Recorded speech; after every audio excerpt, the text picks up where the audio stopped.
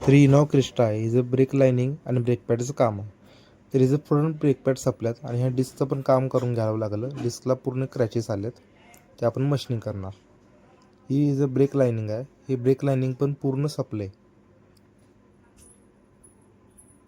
आणि हे जे ड्रम आहेत, ह्याच्या ड्रमचं पण आपल्याला मशीनिंग करून घ्यावं लागणार.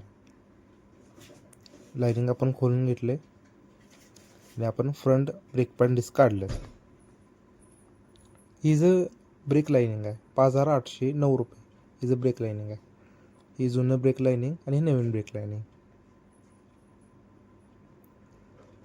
तर लाईनिंग 2-3 आपण बसवले, ब्रेक लाईनिंग कंप्लीट झाले. आणि आपण ड्रम मशीनिंग करून आणल्यात, एकदम क्लिअर आणि एकदम व्यवस्थित झाले आहेत. आणि ही डिस्क पण आपण मशीनिंग करून आणली. ह्याच्यावर ज्या रेखा होत्या त्या सगळ्या क्लिअर झाल्यात, त्यामुळे ब्रेक व्यवस्थित लागतो. ब्रेक लाईनिंग ते आपण कंप्लीट करून ड्रम बसवलेत आणि दोन्ही साईड फायनल झाले. हे ब्रेक पॅड 6,720 रुपये. हे नवीन ब्रेक पॅड आहे ओरिजिनल टोयोटाचं. हे ब्रेक पॅड आपण का बदललं, ह्याची जाडी बघा,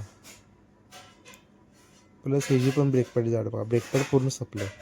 आता आपण नवीन डिस्क आणि ब्रेक लाईनिंग बसवली, म्हणजे डिस्क कट काढून आपण गाडीला बसवली. एक साईड कंप्लीट झाली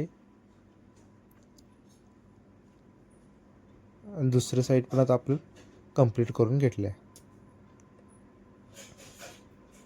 सगळे कंप्लीट करून आपण चाक लावले, गाडी क्लिअर झाल्यात. आपण गाडीवर तर ही गाडीचं काम करून आपण गाडी बाहेर काढल्या. याला पुढे डिस्क येतात, हे आपण डिस्कचं काम केले आणि मागं लाईनिंग येते.